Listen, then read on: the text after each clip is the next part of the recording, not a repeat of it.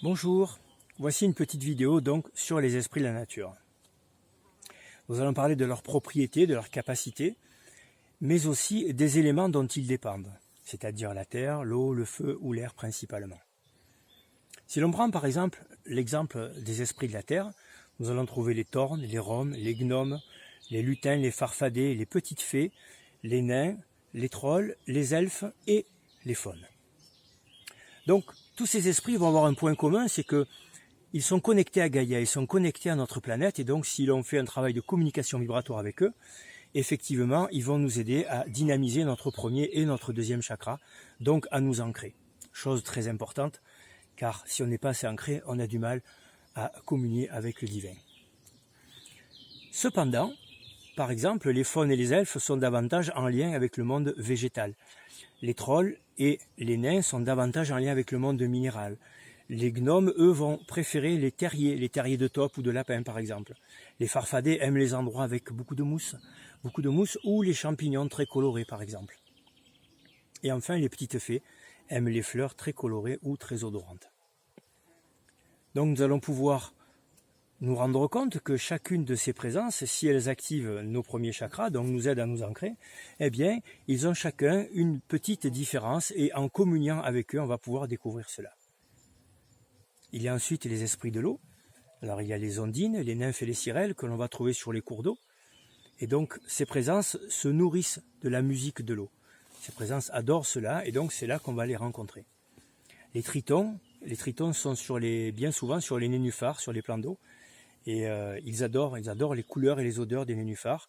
Et enfin, les vouivres, nous allons les trouver dans des cours d'eau souterrains et nous allons les trouver également sur des lacs ou des étangs. Chacune de ces présences a aussi une particularité commune, c'est le nettoyage du système astral, de l'étage émotionnel, le nettoyage des os de notre corps également. Excepté la vouivre qui, elle aussi, va davantage nous ancrer, mais faire aussi un travail de nettoyage du système émotionnel. Concernant les esprits du feu, nous avons les orbes qui sont gouvernés eux par la fée paradis par exemple, et donc il y a les petites et les grandes orbes qui ont des capacités, des propriétés assez surprenantes en termes de neutralisation d'inflammation par exemple. Les salamandres vont pouvoir avoir une action sur nos organes et donc vont pouvoir nous aider à améliorer leur fonctionnement. Il y a les salamandres jaunes et noires concernant le feu, et donc il y a aussi les bleus et les oranges concernant la fermentation et la décomposition, par exemple du compost.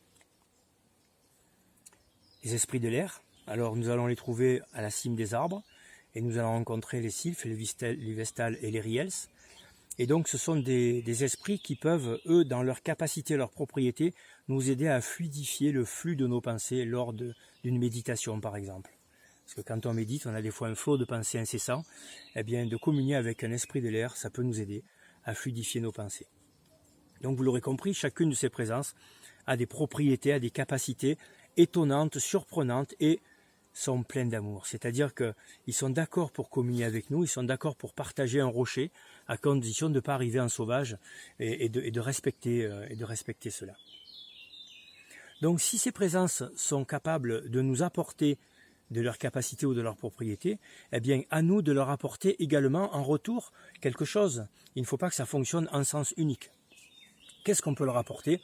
On appelle ça des offrandes. Les offrandes, ça peut être quelque chose de physique, ça peut être du chocolat, des graines germées, ça peut être des fruits secs, ça peut être un fruit tout court, hein, comme le font dans de nombreuses traditions, hein, comme j'ai pu le voir en Thaïlande ou en Inde, où ils offrent régulièrement, ils ont des temples, ils offrent et il y a des présences merveilleuses.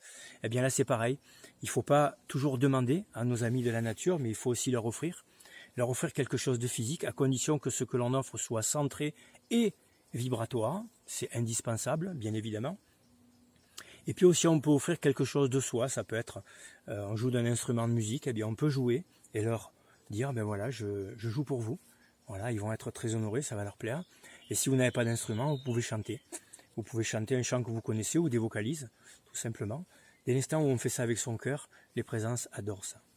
Et vous pourrez remarquer que lorsque vous ferez ça, il y a 1 ou 2 présences au début, et quand vous terminez votre offrande, ils se sont transmis télépathiquement l'information, et vous avez une ribambelle de présence, comme un mur très épais devant vous, qui vous signale que, en fait, vous n'êtes plus tout seul. Si vous étiez 2 au départ, maintenant vous vous retrouvez à plusieurs.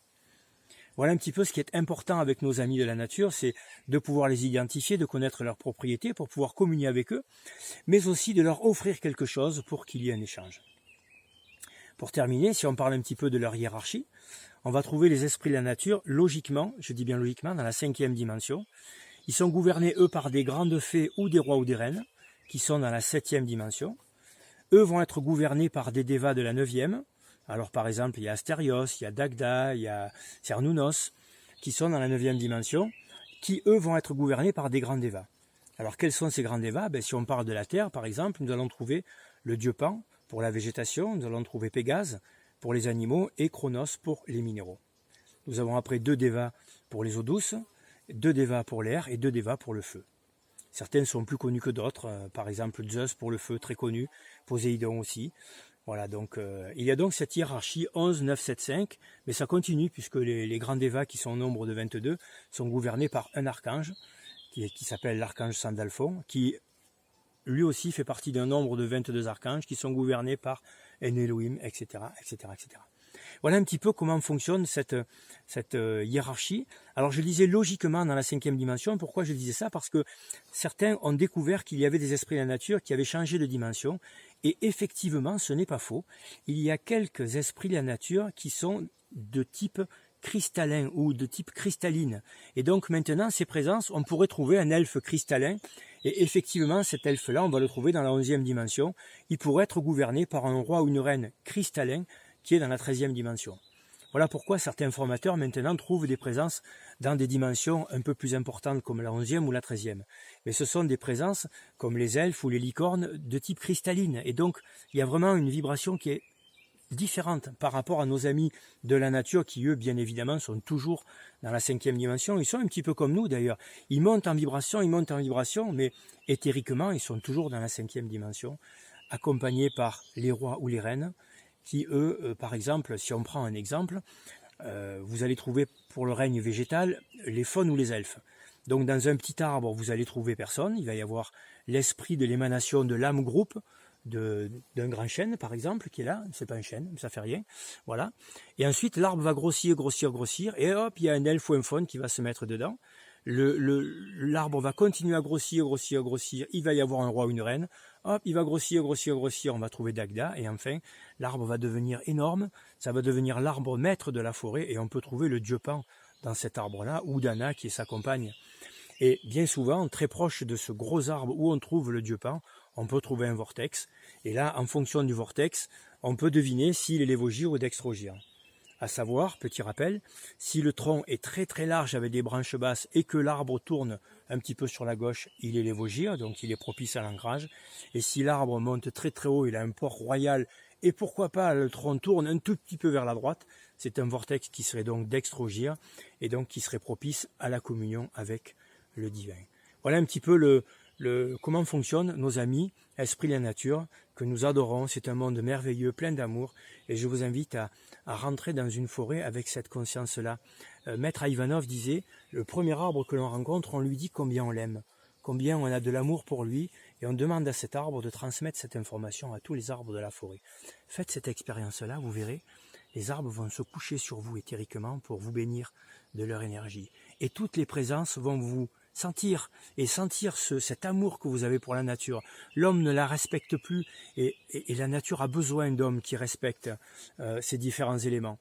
Voilà, je vous remercie, je vous souhaite de belles expériences, de belles promenades dans la nature avec le respect de tous ces mondes et je vous dis à bientôt. Merci beaucoup. Au revoir.